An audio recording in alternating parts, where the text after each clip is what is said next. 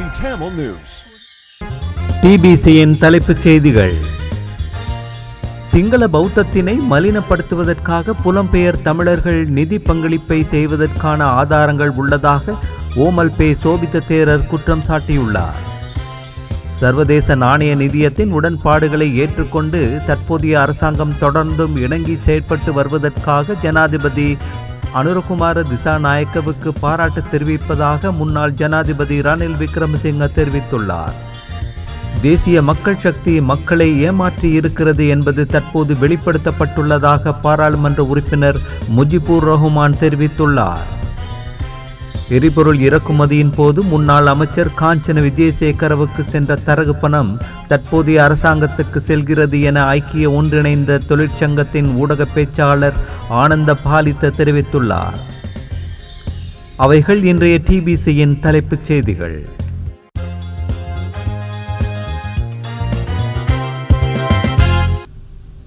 வணக்கம். நீங்கள் இணைந்திருப்பது டிபிசியின் காலை தமிழ் செய்திகளுடன். இனி விரிவான செய்திகளை பார்ப்போம். நாட்டில் சிங்கள பௌத்தத்தினை மலினப்படுத்துவதற்காக புலம்பெயர் தமிழரின் நிதி பங்களிப்பில் சதித்திட்டம் முன்னெடுக்கப்படுவதாக பேராசிரியர் ஓமல் பே சோபித்த தேரர் தெரிவித்துள்ளார். மருதானையில் உள்ள குலரத்ன அரங்கில் நடைபெற்ற நிகழ்வொன்றில் கலந்து கொண்டு உரையாற்றுகையில் இந்த விடயத்தினை அவர் தெரிவித்தார். இலங்கை பௌத்த நாடில்லை, புத்த பெருமான் இங்கு இருக்கவில்லை உள்ளிட்ட விடயங்கள் இலங்கையின் வரலாற்றுடன் தொடர்புடைய விவாதங்கள், வெறுமனே சமயத்தினை அடிப்படையாக வைத்தவை அல்ல. இதற்கு பின்னால் பாரிய சதித்திட்டங்கள் நிறைந்துள்ளன என்று அவர் குறிப்பிட்டுள்ளார். பௌத்தர்களுக்கு இடையில் வாத பிரதிவாதங்களை உருவாக்குதல் முதல் நோக்கமாகும். இரண்டாவதாக கற்பனை கதையொன்றாக கொள்கின்ற போது மகாவம்சம் செல்லுபடியற்றதாக மாறிவிடும். அப்படி பார்க்கின்ற போது வரலாற்று முக்கியத்துவமான ஆவணங்கள் செல்லுபடியற்றதாகிவிடும் என்று அவர் கூறினார்.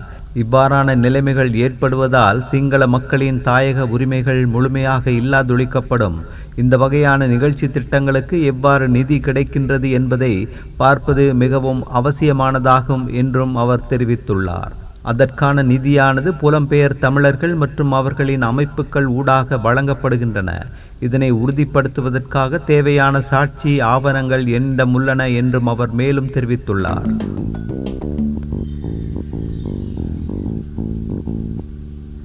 சர்வதேச நாணய நிதியத்துடன் உடன்பாடுகளை ஏற்றுக்கொண்டு தற்போதைய அரசாங்கம் தொடர்ந்தும் இணங்கி செயற்பட்டு வருவதற்காக ஜனாதிபதி அனுரகுமார திசாநாயக்கவுக்கு பாராட்டு தெரிவிப்பதாக முன்னாள் ஜனாதிபதி ரணில் விக்ரமசிங்க தெரிவித்துள்ளார். கொழும்பில் அமாரி ஹோட்டல் குழுமத்துக்கு சொந்தமான அமாரி கொழும்பு ஹோட்டலை திறந்து வைக்கும் நிகழ்வில் கலந்து கொண்டு உரையாற்றும் போதே அவர் இவ்வாறு தெரிவித்தார். இலங்கை தொழிலதிபர் 5 நட்சத்திர விடுதியை திறந்துள்ளதில் நான் மகிழ்ச்சி அடைகிறேன். கொழும்பில் மாணிக்க கல் உள்ளது. அது எங்குள்ளது என்பதை நாம் தேடித்தான் கண்டறிய வேண்டும். கொழும்பில் சுற்றுலா பயணிகளுக்கு ஹோட்டல் அறைகளுக்கான கேள்விகள் அதிகம் உள்ளன. அதேபோன்று உள்நாட்டில் நோய்களுக்கான சிகிச்சை பெறுபவர்கள் அவர்களின் உறவினர்கள் தங்கியிருப்பதற்கும் அறைகளில் தேவை அதிகமாக உள்ளது. அதே நேரம் நாட்டின் பொருளாதார நெருக்கடிகள் ஏற்பட்ட தருணத்தில் கடந்த 2 வருடங்களை மிகுந்த சிரமத்துடன் நாம் முன்னகர்த்தி வருகிறோம். குறிப்பாக சர்வதேச நாணய நிதியத்துடனான ஒப்பந்தத்தினை ஏற்றுக்கொண்டு அதன்படி செயற்பட ஆரம்பித்திருந்தோம். சர்வதேச நாணய நிதியத்தின் ஒப்பந்தத்தினை தவிர்த்து வேறு வழியில் செய்வது மிகவும் கடினமானது. அந்த நிலைமையை உணர்ந்து கொண்டு ஜனாதிபதி அனுரகுமார திசாநாயக்க சர்வதேச நாணய நிதியத்தின் உடன்பாட்டை முன்னகர்த்தி செல்வதையிட்டு நான் மகிழ்ச்சி அடைகிறேன். அவருக்கு எனது பாராட்டுக்கள். நெருக்கடியான நிலைமைகளில் இருந்து மீண்டதன் பின்னர் நாம் அடுத்த கட்ட நகர்வு குறித்து திட்டமிட வேண்டியுள்ளது என்று ரணில் விக்ரமசிங்க மேலும் தெரிவித்துள்ளார்.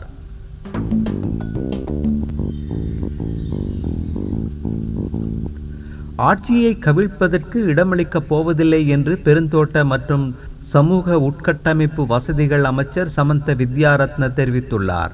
பதுளையில் நடைபெற்ற நிகழ்வொன்றில் கலந்து கொண்டு உரையாற்றும் போதே அவர் இவ்வாறு தெரிவித்தார். நாங்கள் நாட்டை மீள கட்டி எழுப்புவோம். தற்போதைய மோசமான நெருக்கடியான சூழல்களை மாற்றி அமைப்போம்.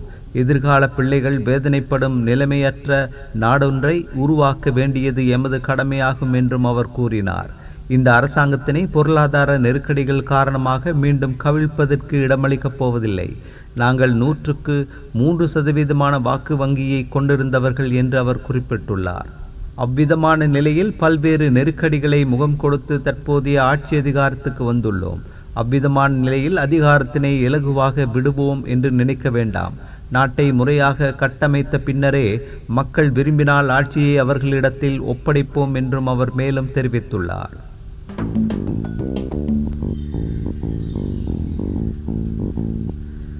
அரசாங்கம் என்ற வகையில் சீரற்ற காலநிலையினால் பாதிப்படைந்துள்ள மக்களின் வாழ்வை நாம் மீள கட்டியெழுப்ப வேண்டுமென சிறுவர் மற்றும் பெண்கள் அபிவிருத்தி அமைச்சர் சரோஜா சாவித்திரி பால்ராஜ் தெரிவித்துள்ளார்.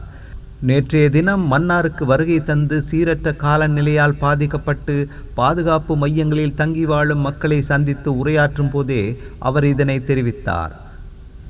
அங்கு அவர் மேலும் தெரிவிக்கையில், அரசு பொறுப்பேற்றதிலிருந்து மக்களுக்கு நிறைய அபிவிருத்தி வேலைகளை செய்ய வேண்டும் என்ற ஆவலில் இருந்து வருகிறது.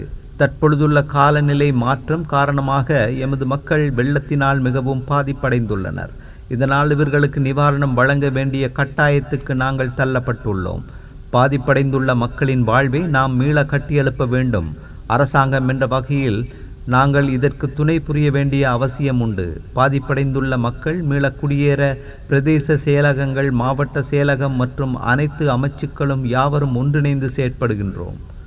மக்களின் வாழ்விடங்களை மற்றும் அன்றாட உணவு, சுகாதார தேவைகள் போன்றவற்றில் எங்கள் அரசு கவனம் செலுத்தி வருகிறது. அத்துடன் பெண்கள் மற்றும் சிறுவர் விவகார அமைச்சின் ஊடாக சுகாதார தேவைகள், உணவு பொதிகள் வழங்கப்படுவதோடு ஏனைய நிவாரணங்களும் வழங்கப்படுகின்றன. இதற்கு துணையாக ஜெய்கா நிறுவனம், சாக் நிறுவனம் மற்றும் UNDP நிறுவனங்கள் உதவி புரிகின்றன. இதனை வழங்குவதற்காகவே நாங்கள் மன்னாருக்கு வருகை தந்துள்ளோம் என அவர் தெரிவித்தார். யாழ்ப்பாணம் வல்வெட்டித்துறையில் அண்மையில் நடைபெற்ற தமிழீழ விடுதலை புலிகளின் தலைவர் வேலுப்பிள்ளை பிரபாகரனின் 70வது பிறந்த தின கொண்டாட்டம் தொடர்பாக வல்வெட்டித்துறை போலீசார் விசாரணைகளை ஆரம்பித்துள்ளனர். முன்னாள் பாராளுமன்ற உறுப்பினர் MK சிவாஜிலிங்கம் உள்ளிட்ட பிறந்த நாள் விழாவில் பங்கேற்ற 5 பேரிடம் விசாரணைகள் முன்னெடுக்கப்பட்டுள்ளது. வல்வெட்டித்துறையில் விடுதலை புலிகளின் தலைவரது குடும்பத்தின் பூர்வீக இல்லத்தில் பிறந்த நாள் கொண்டாட்டத்திற்காக தமிழீழ விடுதலை புலிகளின் தலைவரின் புகைப்படத்தினை கொண்ட பதாதை ஒன்றும் அச்சிடப்பட்டு அங்கு காட்சிப்படுத்தப்பட்டிருந்தது. இதன்போது அங்கு வந்திருந்த வல்வெட்டித்துறை போலீசார் தமிழீழ விடுதலை புலிகளின் தலைவருடைய புகைப்படத்தினை பயன்படுத்த முடியாது என்றும் அதற்கு சட்டத்தில் இடமில்லை என்றும் தெரிவித்திருந்தனர். இதனை அடுத்து குறித்த புகைப்படத்தினை மறைத்துவிட்டு பிறந்தநாள் கொண்டாட்டம் நடாத்தப்பட்டது.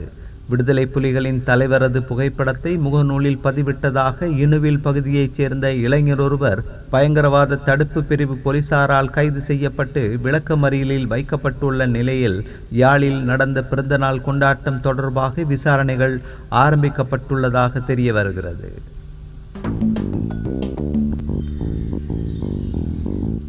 தமிழீழ விடுதலை புலிகள் அமைப்பின் தலைவரது புகைப்படத்தினை முகநூலில் பதிவிட்டதாக கைதான இளைஞரை எதிர்வரும் 4ஆம் தேதி வரை விளக்கமறியலில் வைக்குமாறு யாழ்ப்பாணம் நீதிவான் நீதிமன்றம் உத்தரவிட்டுள்ளது. பயங்கரவாத தடுப்பு பிரிவு போலீசாரால் கைது செய்யப்பட்ட இணுவில் பகுதியைச் சேர்ந்த இளைஞன் நேற்றைய தினம் யாழ்ப்பாணம் நீதிவான் நீதிமன்றத்தில் பதில் நீதிவான் முன்னிலையில் முற்படுத்தப்பட்டார். பயங்கரவாத தடை சட்டத்தின் கீழ் வழக்கு தாக்கல் செய்யப்பட்ட நிலையில் குறித்த இளைஞரை எதிர்வரும் 4ஆம் தேதி வரை விளக்கமறியலில் வைக்குமாறு நீதிமன்றம் உத்தரவிட்டது. கைது செய்யப்பட்ட குறித்த இளைஞன் சார்பில் சட்டத்தரணி கனகரத்னம் சுகாஷ் வழக்கில் ஆஜரானார்.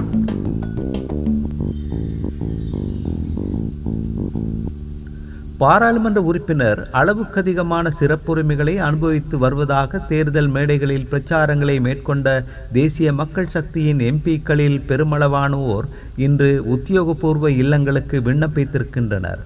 தமக்கான வாக்குகளை அதிகரித்துக் கொள்வதற்காக தேசிய மக்கள் சக்தி மக்களை ஏமாற்றி இருக்கிறது என்பது தற்போது வெளிப்படுத்தப்பட்டுள்ளதாக பாராளுமன்ற உறுப்பினர் முஜிபுர் ரஹ்மான் தெரிவித்துள்ளார்.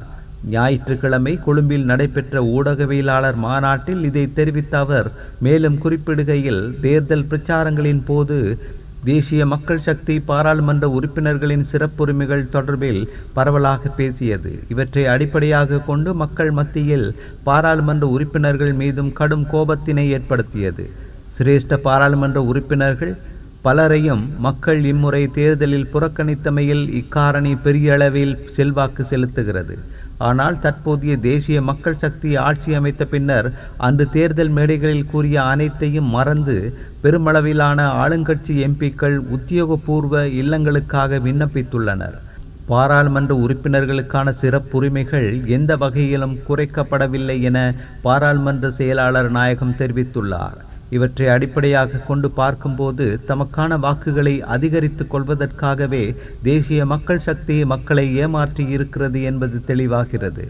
ஐக்கிய மக்கள் சக்தியும் ஐக்கிய தேசிய கட்சியும் இணைந்து பயணிக்க வேண்டும் என்ற நிலைப்பாடு இரு தரப்பிலும் காணப்படுகிறது.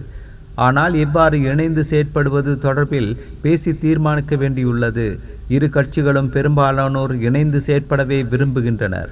ஆனால் ஐக்கிய தேசிய கட்சியில் ஒரு சிலர் அதனை விரும்பவில்லை. அவர்கள் இந்த இணைவுக்கு எதிராக செயற்பட்டு வருகின்றனர்.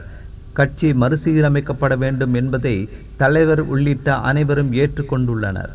அதற்காக தோல்வியில் முழு பொறுப்பையும் கட்சி தலைவர் ஏற்க வேண்டும் என குறிப்பிடுவது நியாயமற்றது என்றார் முஜிபுர் ரஹ்மான்.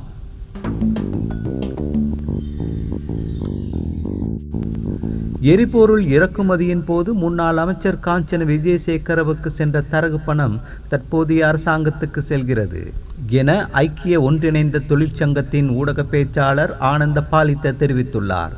கொழும்பில் ஞாயிற்றுக்கிழமை நேற்று நடைபெற்ற ஊடகவியலாளர் சந்திப்பின் போது மேற்கண்டவாறு அவர் குறிப்பிட்டார். அவர் மேலும் தெரிவித்ததாவது, முன்னாள் மின்சக்தி மற்றும் சக்தி வலு அமைச்சர் மோசடியான முறையில் அமுல்படுத்தி எரிபொருள் விலை சூத்திரத்தையே ஜனாதிபதி அனுரகுமார திசாநாயக்க தலைமையிலான அரசாங்கம் அமுல்படுத்துகிறது. கைத்தொழில் மற்றும் தொழில் முயற்சி ஆண்மை அமைச்சர் சுனில் ஹந்துனெத்தி ஜனாதிபதி தேர்தல் காலத்தில் தமது கட்சி ஆட்சிக்கு வந்தால் 120 ரூபாவுக்கு 1 லிட்டர் பெட்ரோலை விநியோகிப்பதாகவும் ஓரிரு மாதங்களுக்கு பின்னர் துறைமுகத்துக்கு இறக்குமதி செய்யப்படும் போது நிர்ணயிக்கப்படும் விலைக்கு அமைவாகவே எரிபொருளின் விலை நிர்ணயிக்கப்படும் என்றும் அவர் குறிப்பிட்டுள்ளார். ஜனாதிபதி அனுரகுமார திசாநாயக்க ஆட்சிக்கு வந்து 2 மாதங்கள் கடந்துள்ள நிலையில் 24 மணித்தியாலங்களில் எரிபொருள் விலை குறைப்பதாக குறிப்பிட்ட விடயம் மறக்கடிக்கப்பட்டுள்ளது. தேர்தல் பிரச்சாரங்களில் பேசுவதற்கும் அரச நிர்வாகத்தை முன்னெடுப்பதற்கும் இடையில் பரஸ்பர வேறுபாடுகள் காணப்படும் என்பதை அரசாங்கம் விளங்கிக் கொள்ள வேண்டும். எரிபொருள் இறக்குமதியின் போது முன்னாள் மின்சக்தி மற்றும் வலுசக்தி அமைச்சர் காஞ்சன விஜயசேகரவுக்கு சென்ற தரகு பணம் இந்த அரசாங்கத்துக்கு செல்கிறது. இந்த அரசாங்கமும் மக்களை சுரண்டி பிழைக்கிறது. வாழ்க்கை செலவுகளை குறைப்பதற்காக குறிப்பிட்ட வாக்குறுதிகளை அனைத்தையும் வெறும் தேர்தல் பிரச்சாரமாக மாற்றமடைந்துள்ளது. பெருந்தோட்ட மக்களை அரசாங்கம் கவனத்தில் கொள்ளவில்லை. மண்ணெண்ணெயின் விலை 5 ரூபாவால் அதிகரிக்கப்பட்டுள்ளது என்றார் ஆனந்த.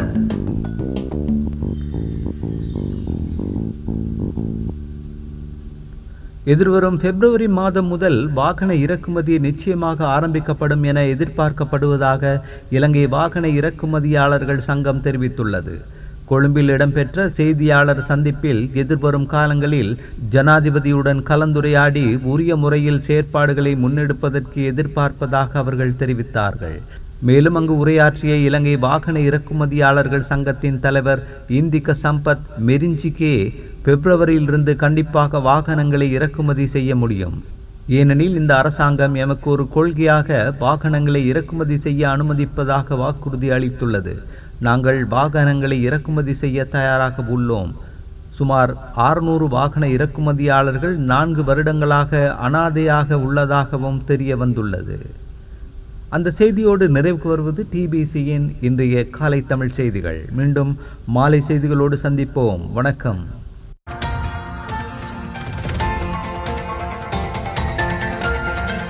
TBC Tamil News.